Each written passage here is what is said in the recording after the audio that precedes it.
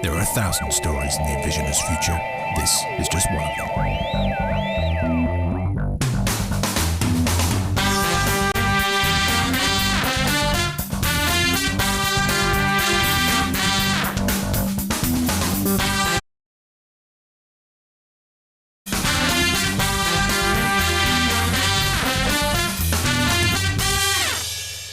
Hey, here we are again. It is Wednesday night, it is 6 o'clock, and this is The Rise of the Humans. We have got a fabulous show for you coming right up. We will, as usual, be talking to you about a hands-on workshop. We'll be talking to you about some things that you can make, some things that you can do. After we finish doing that, we're going to go through the news, and as if by magic, the screen appears. And we are going to be talking mostly today about the new normal in the context of the world of work. Fancy going back to your open plan office? I thought so. Joining me today on this call is the ever brilliant Mr. Nick Morris. How the devil are you? I'm really well, Dave. How are you doing? Yeah, very chilled out and laid back. Fantastic. Now, the funny thing about Nick is actually Nick was there at the beginning when we started this journey about how do we reinvent the world of work. We started doing all sorts of projects. First there was the hybrid organization, then there was Business Reimagined, and it was Nick and a guy called Mike Harvey. Mike, if you're out there, hello, who started to curate this vision for a world of work. And actually it's so funny because so much of the things that we talked about there have so much relevance right now, and so we're going to come back to that when we get stuck into it. So I want to briefly just talk to you about this week's workshop. So I've just finished filming it. It's just uploaded onto YouTube, and it's really about this story about the three sort of core human skills that are going to be essential for everybody's future. And if you remember them, if you've been paying attention, it's creativity, empathy, and accountability. This week, I've really spent a lot of time with an old friend of mine. In fact, one of my favorite pieces of technology, the glorious BBC microbit, just as really as the chocolate hobnob of computing. And once you get started one of these guys, it's really hard to stop. But this is really for you and your kids. You're going to need one of these, right? So you're going to have to spend about 15 quid. Sorry about that, but I guarantee you it's worth it. And I'll just give you some ideas about how these things are not really about coding, but actually about being really, really creative. So from there, let us jump in. I was going to tell you what you need as well, so sorry about that. You're going to need a computer. Surprise, surprise. You need one of these. I tell you where you can get one. Like I say, about 15 quid. And in about 30 minutes, you can create and code your own game. So not a bad return on your investment. And we'll be using more of these as we go through into the future. So there's the demo of me. Look at that. Look at the setup I've got there. It's the tidiest desk I think I've ever have. But really, it is one of those kind of workshops, hands-on, step by step.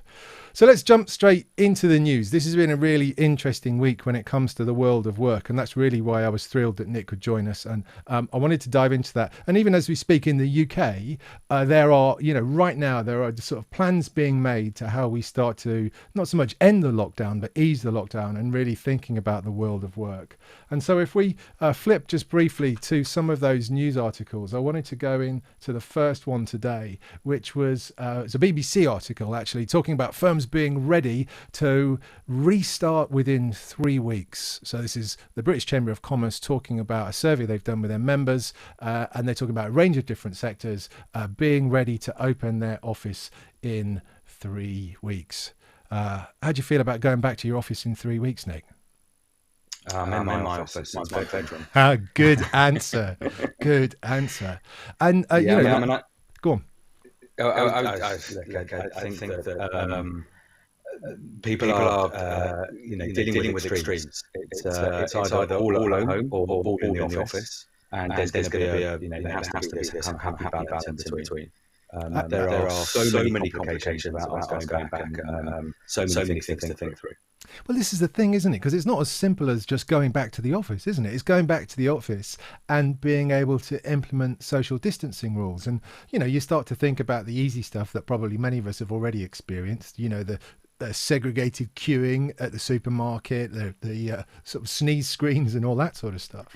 But when you think about all of the other aspects of and in particular, it's office life, right? So I get that that's not for everybody, but the shared fruit bowl, the stationery cupboard, gone are the days where I would be able to fill my pockets with a stationery cupboard. All of these things have to be completely rethought. So it's going to be such a different environment. In terms of you guys out there, how many of you are prepared to go back to work? Be really interested to know what you think. Let's go from there to another news article. This one is from it was a study from IBM this week. We're talking about a survey of American office workers, and again, I guess they're at a different stage in this crisis, but they were talking in IBM's study about a number of things. First of all, 50% of American office workers don't want to go back to the office, and another 70% answer sure. And then there's a lovely conversation about measuring productivity, which I think has to come in to a lot of this, Nick. And you're smiling, I know, because it's a topic we've talked about a lot. Surely productivity is about how long I've been sat in my office chair. Yeah, it's all about that. All about hours you put in and not what you produce, and not the output. I'm smiling because this is a conversation that you and I were having 8 years ago, 9 years ago. The experiment that was the Olympics, and we had to work from home then. And the struggle that we had about being productive, and the cliche that work is a thing to do, not a place to go. It's all being played out again. There isn't anything new. It's just really current and really relevant for all of us because we're living through it. No, exactly. And let's hope, unlike the Olympics, I mean, the Olympics was brilliant, right? For 2 weeks, London managed to learn to work from home, and then as soon as it finished, it was like, well, I suppose we'll go back to the office then. That was the sad thing about that conversation. Yeah. Well, I think there are different extremes being played out. Some people saying death of the office, would never go back, and others will as soon as I heard a colleague saying recently he'd pay good money not to be surrounded by his screaming children all day, every day. For some people, and I'm being kind of flippant, but for some people, it's really hard to try and work in a flat, maybe when there isn't. I don't have an office at home. I've set up a desk in my bedroom because the kids are, my eldest is back from university, the kids are at school, everyone's here, so it's not like working from home normally when no one's around, everyone's at school, everyone's at work. This is much tougher. No, exactly. And I'm just, thank you, caller. I've just been told that there's an echo, which I'm going to try and fix for that. So do you know what? This has been the bane of my life this week, sorting out this technology. But we will, thank you, caller, we will get there. It is funny that, we feel like we've been preparing this for so long. And then the sort of final news article that we were sort of looking through was about this office of the future is the office of the past. This was a CNBC article from the beginning of the week. And it was a fantastic story about really the open plan offices and how actually, if you think about how stupid open plan offices are in a pandemic, well, and we all know the secret about open plan offices, right? As much as we try to sell it as a more collaborative environment, and I get that that's true, but those of you who know me long enough know that really open plan offices are just the cheapest, most cost-effective way of cramming a large number of people into a small space. There are some benefits, but actually there are some downsides when it comes to being truly productive. Now, as it stands, the whole open plan thing has to be rethought, and there are lots of different ways, and this article talks when Chrome isn't hanging, talks about options that we could have. Some of it is to go back to the office of the past, and there was a little blip, probably more in North America than we saw here in the UK and Europe, which was about cubicle farms, right? So we sat, it wasn't open plan, but we all had our little segregated windows. Some pretty smart things I think some organizations are going to be doing when it comes to airflow as well. So we can pressurize airspace, we can keep air flowing in certain directions. All of these things are going to have to become part of it. But it shows you the depth really of thinking that we've got to get into if we're truly going to understand the whole sort of, I hate to say this, the new world of work.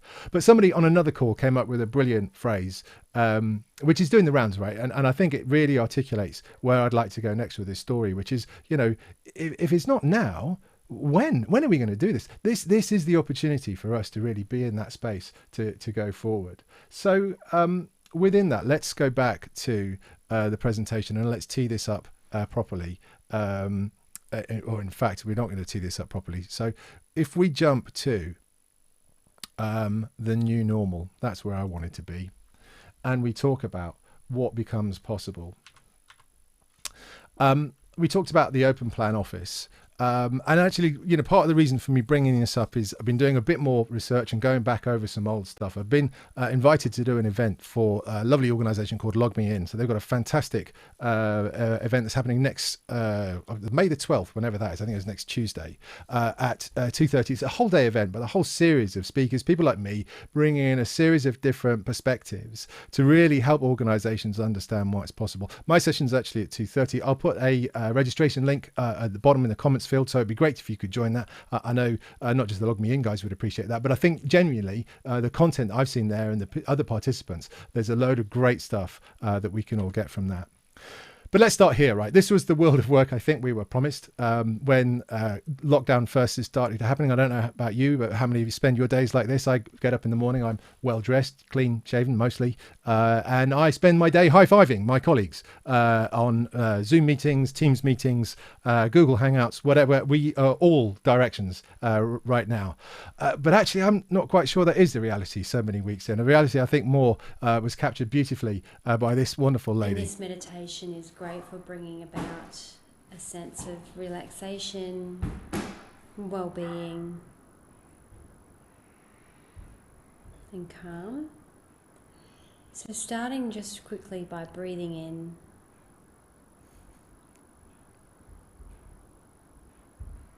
and breathing out.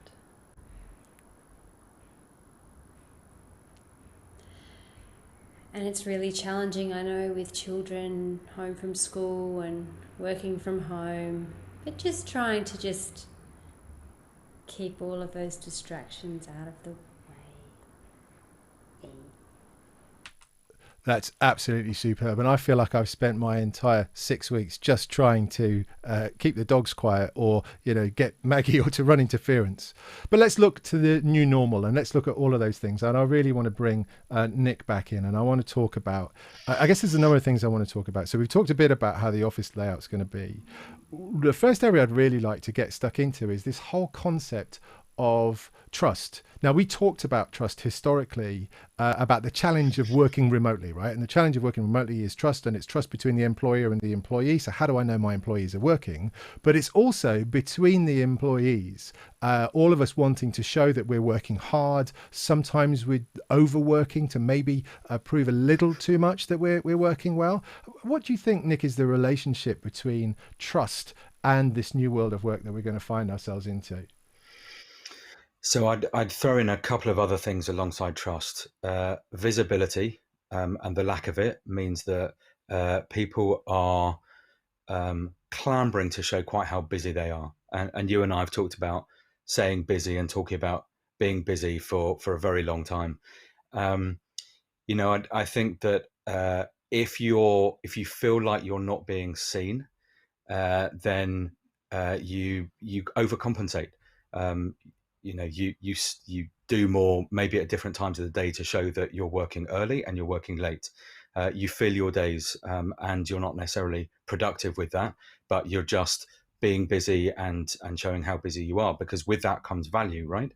But the whole concept of visibility is really scary, both for a manager who can't see what their people are doing, their teams are doing all day, every day, but also for us as individuals as well, because we don't feel like people are recognizing quite how hard we're working. I'm working really, really hard. I'm busier than I have been for a really long time, but no one can see that all the time. So that's a bit of a scary place to be. It goes back to the, measuring things by output, by what you can deliver rather than hours sat at a chair. And do you remember that lovely story of the guy who, I think he was in America and he got fired from his job because he outsourced his work to someone in the Far East or in Ukraine or wherever it was. And he got fired because he wasn't doing his work. The output was the same. He was delivering some really good work, or he was having it delivered for him, but that trust had broken down. I'd argue maybe promote him rather than fire him, but that's a different discussion. Yeah, I've always thought he was an unappreciated genius, actually. Yeah. I think that the issue for the issue that I'm worried about, and you know, you and I have talked about this before. We talked about it in the context of email, actually, and we talked about it in the context of remote email. Do you remember when Blackberries were a thing, or when smartphones were first a thing, and we had corporate email? And quite often, we would feel that oppression of you know, always being on and always having to answer email. And actually, the thing that we really sort of learned as a result of that is actually it's not about always having to answer email. It's about using the technology to give you, to liberate you, to give you the choice about when you answer your email. What I've noticed now amongst the friends that I'm in touch with is they kind of fall into one of two groups. They're in a group that's been furloughed, or their worlds have been turned upside down because of, you know, their work has gone away, or whatever it might be. Or there's people who are working remotely, and from some of those people, you start to see again those signs of actually I'm going to work all the time, and I'm doing more meetings now than I ever did in the past, and I worry how much of that is the presenteeism, or the new version of presenteeism. What are your thoughts on that, Nick? Look, I think as we've gone through the experience of something that none of us have ever gone through before, and it's been wild and scary and a really uncertain time for all of us in very different ways. I think you go through different stages. The first one was that kind of, holy crap, there is a global pandemic and we're living in a Hollywood movie. The second one is more about, okay, it's going to be like this for a while. I know they're starting to talk about easing the restrictions and maybe people starting to go back to work, but you know, we're going to be in some sort of lockdown and have restrictions on us for a long time, months probably. And then the third stage is that kind of we come out the other side. Hopefully we're all okay, physically, mentally, emotionally, and you know, how we kind of get back to some kind of normality, whatever that looks like. Our responses are very different in each of those stages, and you know, I think that our blood pressure, our well-being will evolve through those stages as well. Hopefully that kind of manic busyness, our days being filled with meetings all the time, so that I actually feel like I have to get my work done in the evenings or the weekends, hopefully that will come down, that will settle. And if not, we'll have learned nothing. It reminds me of an old friend of ours who was also on the Business Reimagined journey, was Tony Crabb. Right. Who had this lovely concept about being busy, and how being busy was actually the worst possible state that you can be in when it comes to being productive. Because we're all busy, but quite often, and it's this sort of delineation between shallow productivity and deep productivity, and that's a Cal Newport sort of concept. So shallow productivity is these virtual meetings that we're having to show that we're connected and to show that we're still working and we're still out of there. Whereas deep productivity is actually writing the report or getting some piece of work created. And I think part of the challenge, and I would put it to you, and I don't know how your experience has been out there, you know, it's about trying to balance those. And some of the things we always talked about was about taking back control of some of your diary. And I don't know, Nick, is this the point at which we need to start carving out that space in our diaries and actually making sure we delineate that space in terms of what we're doing? Yeah, absolutely. And so I've done that. And in my calendar this week, next week, and next week, I'll put it for the following week, I've blocked out, you know, 2-hour chunks that say do not book. And if something really urgent comes up, of course, I'll be flexible around that. I'm not going anywhere. You know, everything's flexible, but I need to create that space to think and to, you know, breathe. The other thing that I'm really missing at the moment is variety in my life. So I'm lucky that I can work from home quite regularly, that I can go into the office, that I can spend some time. You know, when I go into the office, when I'm commuting, I'm on the tube, I listen to podcasts. I'm missing that space to do different things each day. That's actually, I think, going to fuel that creativity as well. Variety is a really important thing, because if we're doing the same thing all day, every day, then we've got no inspiration. We've got no room for that creativity to come in. That's what I want to come back quite soon. Yeah, no, I really like that. It's funny. Because maybe, you know, I'm in a situation where I no longer have a I'm no longer part of a single organization. So I have a portfolio in terms of, so I'm part of lots of different networks. So I found actually, I mean, how much I enjoy just connecting with different parts of the network. But I wonder if people who are, working in an organization who no longer have that chat by the coffee machine or wherever, do you think that's something that people should go out and seek? They should start building those conversations, looking just, and even if it's for no specific project, but just to build that connection. Yeah, with a purpose, but think about the things that you get from not just turning up to different meetings and contributing, but also listening as well, and to different groups, maybe people outside your organization. Going to events, I go to events not just so I can learn new things, but so I can meet new people. And sometimes those environments are fine to do online from the comfort of my own home and my home office. And other times you just need some kind of change. You do need human contact. One of the things that I find funny about those extremes that we talked about earlier is when people say the death of the office, the missing that human contact. Yeah, it's a pain to go to an office and to commute and get on the tube, and there's wasted time, and you waste money buying lunch every day or whatever it may be. But I miss that human contact. I miss bumping into people, those water cooler moments, or I think serendipity you explained to me in your second book, Dave.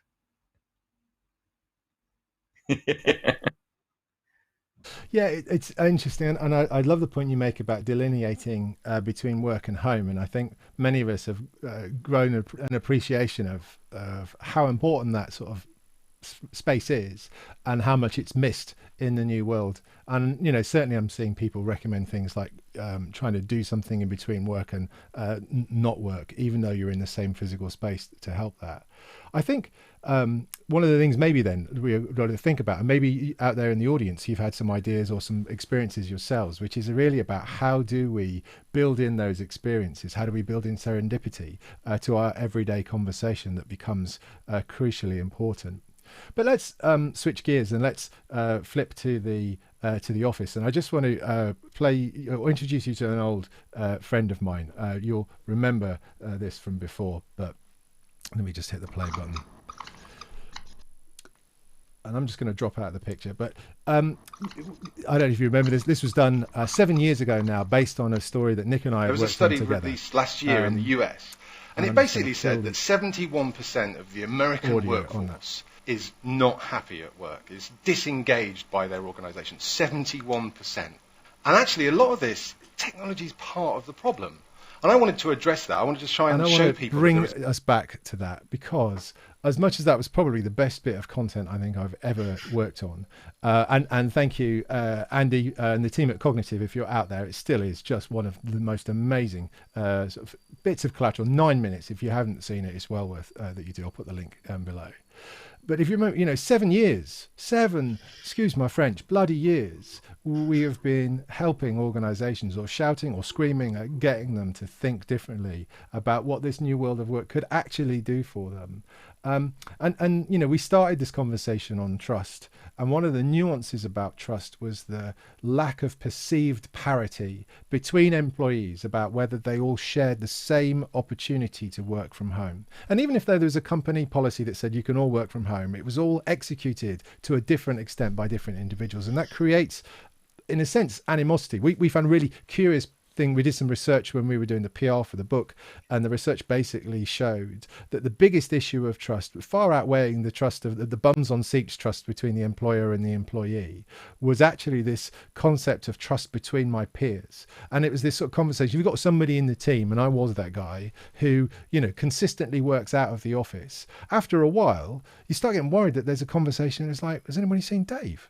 No, I don't know. Well, he's working from home again. And they all knew that working from home was, well, how is his patio coming on? And then what happens is we start to get worried about that. The difference, I guess, in the scenario now is that, working from home is the norm. It's parity. Everybody does it. And that's going to be, I think, the most interesting part of the how we come out of lockdown and back into office life is really going to be all about what happens and how different people choose to do that. It's going to be a fascinating experience to watch. And I guess, I mean, I've never been really interested in the whole sort of generalization of different ages and all that sort of stuff. But I wonder if it's a younger versus older thing, or maybe it's just a time of life. You know, I'm a lot more happy to work from home when it's my home and I don't share that house with anybody else other than my family. I'm not stuck in a you know, where I started my career, which was a 1-bedroom bedsit in Watford. And let me tell you, I would be first back into the office if I was still there.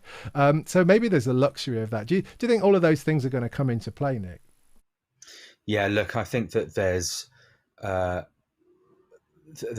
difference between those. Look, if this situation has taught us anything, it's recognizing that there are people that really need to go to work and go to a place of work, and there are those that don't, but probably want to, because the kids are driving them mad, because it's a bit tricky, because it's, you know, it's that variety that we've spoken about.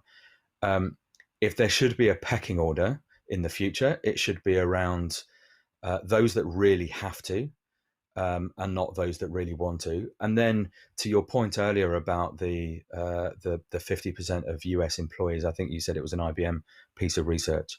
There's a willingness as well. You know, I may want to, I may feel like I should be back in the office, or I can be productive there, but the thought of getting on a bus and then a tube and then walking through the busy part of the city of London to get there in the current environment is, you know, we have to understand that our employees, a huge number, and, you know, when the testing for the immunity comes out, then that will help. But a huge number of people will not feel comfortable for all sorts of very different reasons, either for themselves or for their loved ones or for whatever their environment is. So we have to factor all of those things in. There's the desire, the want, the recognition that there are people that need to do it more. Look at, you know, us knowledge workers, the people that can do all of our work on a laptop, we're in a bubble. And there are people that do much bigger and better things than us. Yeah. Rant over. Well, you know, I think that's really important. And I would encourage, you know, as who knows what's going to happen in the UK this weekend in terms of lifting the lockdown or starting to emerge from the lockdown. But I really would urge, if you are a business owner and you are thinking about your office, to be really cautious and to have some empathy. And most of the people I work with are absolutely in that space, thinking about what they can do whilst they try to balance, you know, the fact that they're also, to a broader extent, you know, fighting for their business to make sure that their business is going to be able to stay operational. So it's a really difficult tightrope for them to walk. But I think that sorry, Dave, I was just going to say there's a lovely thing about people, you know, the kind of lots of talk about whether people should be wearing masks at the moment.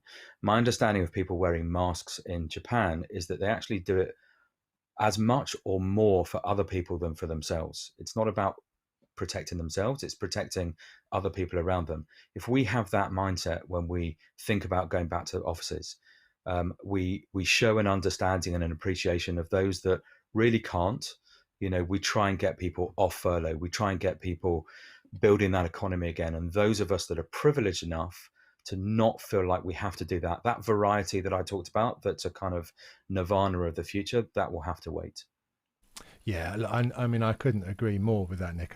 I do think that's building. And the thing is, we should not seek to lose sight of the you know, the opportunity that we've been given here, and the fact that we do have this technology. You know, even if it happened, you know, not that long ago, a few years ago, if you look at the state of broadband as an example, and its availability across the UK, we're at a place, all right, it's not perfect, and there are still people who are missing out, but there's still a large number who aren't. And even, you know, we're out in the sticks and we do all right. And as I said that, my connection dropped. Very cool. So look, I think that's been brilliant. I'm going to move on, and I'm getting encouraged by one of the dogs that it's perhaps time that they need to do something or go out. I don't know, which is always a bit of a pain. So at this point, Nick, I just want to say thanks for joining us. It was a real pleasure. I also want to apologise massively. We've had audio problems. This is, we are a minimum viable product. In fact, we were there last week and we're working through our teething troubles. I do hope you'll stick with us. We will get there in the end, I promise you. And on that, I'm going to say goodbye, Nick. Thank you for joining us. And we'll see you all again. And what is left for me is just to say thanks again for joining us. We will see you again next week. We'll do it again. Maybe we'll have good audio. Maybe we'll get great audio and we'll just have really sucky video. That would be nice, maybe for a change. Thanks for joining us. Leave us comments. There's extra comment. There's the workshop. You'll see them all below. Subscribe if you dare. I promise you, over time, I will make it worth your while. Ladies and gentlemen, thank you again for joining us. We'll see you again next week.